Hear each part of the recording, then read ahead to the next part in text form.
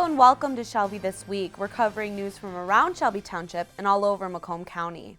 Construction continues here in downtown Utica at Jimmy John's Field. Coming up on Shelby This Week, I'll tell you what they have planned for the upcoming baseball season. Tuition rates on the rise. Find out how much more Macomb Community College students will be paying for their tuition. And one organization is hoping to expand its work past 25 Mile. Find out what the plans are next. But first, to some information that's bound to affect those who have kids in school. Utica Community Schools is tightening their belt with the budget for the 2016-2017 school year. The district is seeing a decline in revenue and a projected deficit of at least $7.6 million. The school board approved a list of cuts totaling $2 million. Now, districts see budget cuts like this every year, but this one came after Stephanie Egan, the Assistant Superintendent for Business Services, explained there's a decline in enrollment and state aid. She sat down with our Charlie Cadotto just before the cuts occurred to talk about the issue. So in the next 5 years, can we expect more schools to close? I'm not really prepared to report that, but certainly anything's possible, and we'll continue to study that. Yep. And teacher cuts? Again, I don't really want to say teacher cuts because we're really studying it, and some of that natural attrition that occurs through retirement and so forth offsets some of the adjustments that we need to make. But that's part of our normal process on an annual basis. So some people will look at this and say, numbers are pretty insignificant. Why don't you just use school of choice? I mean, it's open, right? Well, we actually are working on schools of choice. So in Utica Community Schools, we've had school of choice available for people who reside in the Macomb ISD boundaries since 2003-04. And this group of cuts will include the Early College Macomb program, which allows students to earn college credit while in high school at no cost. And this isn't the end of cuts. There may be more between now and June 30th as well. For anyone that's bought and sold things online, it can be nerve-wracking giving out your home address. But now Shelby Township Police have a safer option for you. They've placed these e-commerce exchange zone signs in spaces in front of the police station. So whether you are the buyer or the seller, if you're engaging in an online sale, do the exchange here to avoid being robbed or assaulted. Not only will you be protecting your home, but the parking lot is under 24-hour video surveillance with several cameras, and it's well lit, so you'll be protecting yourself. So the next time you're on Craigslist, remember to set up your transaction at the police department. Former Shelby Township Police Lieutenant Stanley Muzinski is stepping out of retirement and heading to Memphis to become the new police chief. He previously worked for Shelby Township Police and was in charge of the budget for the Detective Bureau before retiring in 2014. Muzinski is going to take over the Memphis Police Department, which has been disbanded. He's expected to get them up and running next month. A new plan is being considered by the Township Board to expand the Downtown Development Authority past 25 Mile Road on Van Dyke, which is also known as the Van Dyke Corridor. It's the hot spot, exactly right. Well, as everybody knows, we have a lot of development going on from 25 to 26 Mile Road, and we wanted to recapture that area. If the boundaries are changed, a portion of the payments will go to the Downtown Development Authority, and then the organization will take care of things like landscaping, blight, lights, and things like that. Right now, the issue is still in the public hearing stage, but as the board considers the expansion. The mild weather is reminding people of one thing: spring is right around the corner, and that means baseball is too. Our Nick Buckler visited Jimmy John's Field to see how the construction is coming along and just what's in store for the inaugural season. Minor League Baseball is coming to downtown Utica, and it wasn't a spur-of-the-moment decision. The whole idea of bringing minor league baseball to Metro Detroit was something that was more of a 10-year overnight success. The new $15 million ballpark was the idea and vision of Andy Appleby, the owner of General Sports and commissioner of the United Shore Professional Baseball League. It's really been a wonderful project in the sense that it's been pretty much every good idea I've ever seen or done here. I had a good feeling that we could do it, but we have had excellent partners along the way with the Rewall Company helped us a lot with the construction side. Jimmy John's Field will have affordable fun for the whole family, with tickets as low as $6 and special promotions throughout the season. We've got a Star Wars night, we have Zombies night, we have, Dogs in the Park night, and, things of that nature. Appleby raves about the location of his ballpark, saying that with the 2 million residents within a 25-minute drive, will rank it near the top. Minor League Baseball has been an absolute national phenomenon everywhere else in America. So there's been 250 teams nationally. I think if you closed all of them down tomorrow and started again, that I would put this ballpark in the top 2 or 3 of all of minor league baseball, number 1, and I would put this location in the top 10. This will not just be the crown jewel of the Utica, Shelby, Sterling Heights area. We want this to be the crown jewel for all of Macomb County. And that is our mission. Soon the seats behind me will be filled with thousands of screaming fans right here in downtown Utica. First pitch is scheduled for May 30th. Nick Buckler, Shelby This Week. And Shelby TV will be there when the stadium is ready to open for the fans in May, so stay tuned for that. A Shelby Township company is helping local residents replace a major part of your home with its program, No Roof Left Behind. Ridgecon Construction is accepting nominations from anyone in Macomb and Oakland County. Local contractors will provide free roofs to local community members in need. That's what we do. We put on roofs, and basically in 2009, No Roof Left Behind was basically formed to help people. If we remember Detroit in 2009, everyone around this area had really trouble just kind of keeping the roof over their head. We saw tarps being swapped out for new tarps. People just couldn't afford a new roof. All you have to do is take a picture of the roof of a family member, friend, or neighbor in need, then post it to the app or website and explain why they need a new, free roof. Ridgecon will then narrow down the process to 4 families, and the community will vote on the final one. Nominations end on June 20th, and then the public will vote. For more information, head to our Shelby TV Facebook page. Macomb Community College students will see a rise in tuition rates for the fall of this year and into the spring and summer semesters of 2017. MCC President James Jacob says it's important to be sensitive to financial pressures, but the school is working to preserve its fiscal integrity so it can continue to serve the community. Macomb's revenue comes from 3 sources: tuition, state appropriations, and local property taxes. So what does that mean for tuition rates? Residents will see a 3.2% increase, paying $97 per credit hour. Non-residents will now pay $180 per hour, and out-of-state college goers will now pay $230 per credit hour.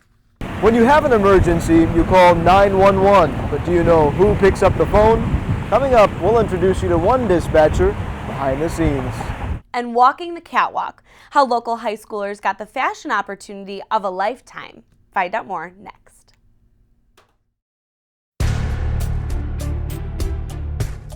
Hi, I'm Matt Signorello, Lieutenant Inspector with the Shelby Township Fire Prevention Division. I'm here today to discuss escape planning. When it comes to escape planning, it's always wise to plan ahead.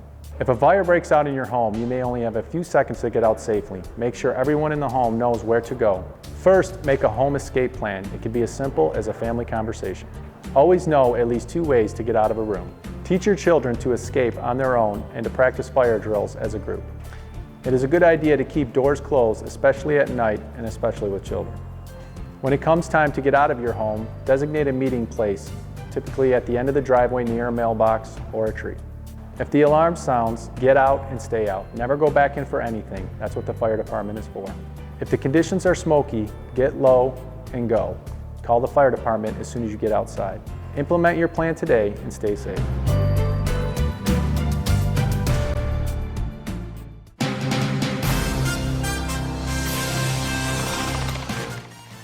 M59 could be seeing a makeover soon, including some much-needed pavement repair. The construction would be at M59's service roads on Hall Road and Dobry Drive around Mound. Right now, the area is riddled with potholes and cracks, so MDOT is working to fix them. Now, these plans still need to be finalized as they make their way to Lansing. When this construction will happen and how the traffic will be maintained is still being decided. Just when police dispatchers think they've heard it all, a Shelby resident calls 911 and asks what time the Kroger closes. No, we're not kidding. Charlie Cadotto spent the day with the dispatcher and tells us what it's like to work in her shoes. When Kelly Donahue walks into work, Morning. She doesn't know what to expect. I've been doing this for almost 9 years now, and every day is something different. By day, she's a 911 dispatcher at Shelby PD. By night, a mom of two. Alpha 2, you're back in. But as you'd expect, her job often follows her home. It's high pressure, and sometimes there's a lot going on. Ma'am, how old is she? We've received numerous calls that are just things you would never expect, and we always have to think on the fly as how to solve the problems for them. Shelby 911 emergency, where's your emergency? She works inside the Shelby Township Police Communications Room. Here, she's responsible for taking 911 calls and sending proper help for those who need it. But sometimes, Donahue gets some pretty odd calls. We get calls for what time is it out there, because did our clocks change?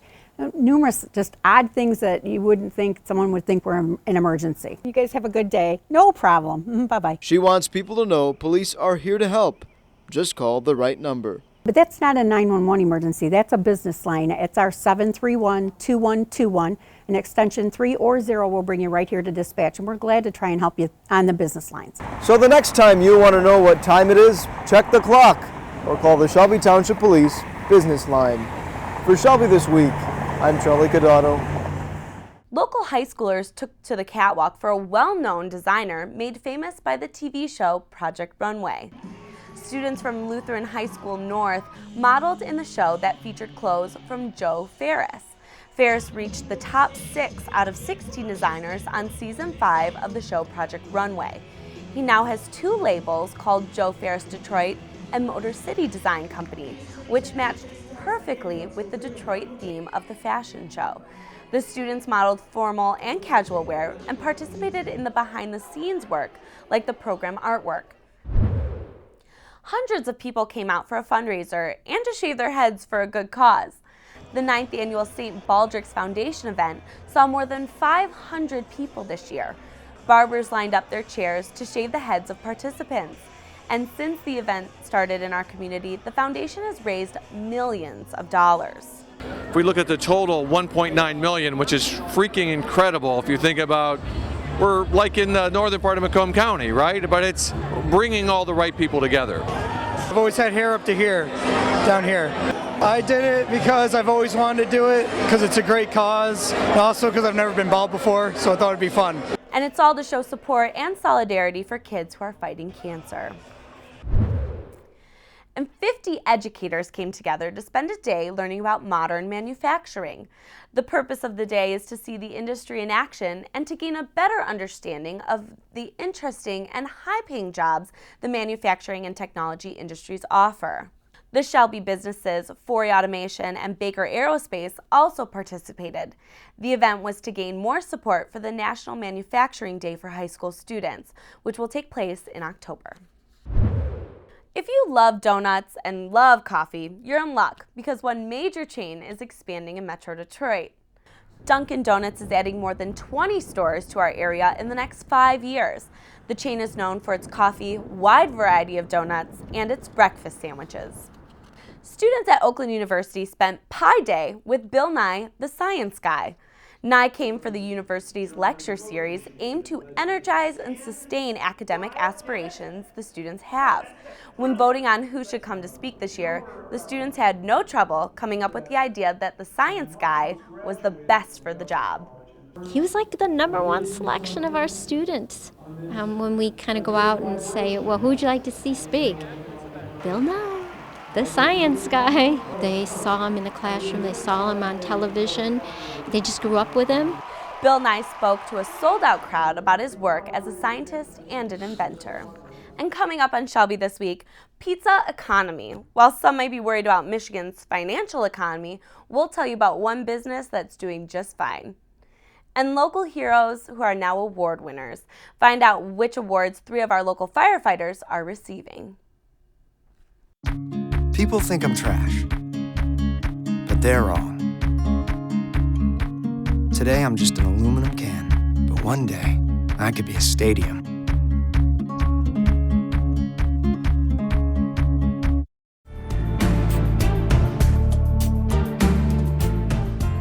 Hi residents of Macomb County, I'm your Chief Animal Control Officer, Jeff Randazzo, and I just want to take a moment and talk to you about the Gibraltar Trade Center adoptions. One, we're very thankful to Gibraltar Trade Center for allowing us to do adoptions, and Ever since its inaugural grand opening on August 29th, we have adopted out more than 50 animals every Saturday from 10 to 2. So if you are looking for a pet or family member, we'd love for you to come there. Again, it's Saturday 10 to 2 over at Gibraltar Trade Center in Mount Clemens. And we bring all the animals, the homeless animals, here from Macomb County Animal Control that were picked up in your community. So it's your way of getting involved. And thank you for all your support. We truly are blessed to have you here.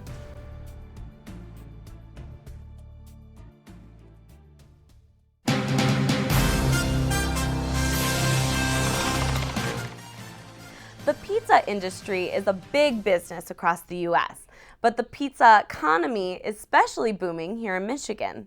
According to Crane's Business, we're home to 4 of America's 13 largest chains. And considering 1 in 8 people eat a slice on any given day, that's a lot of dough coming to Michigan. Metro Detroit's Big 4 is Domino's, Little Caesars, Hungry Howie's, and Jets. Domino's Pizza is ranked number 2 in the nation, right behind Pizza Hut. Found in Ypsilanti, it now has more than 5,000 locations, and sales reach more than $4.12 billion per year.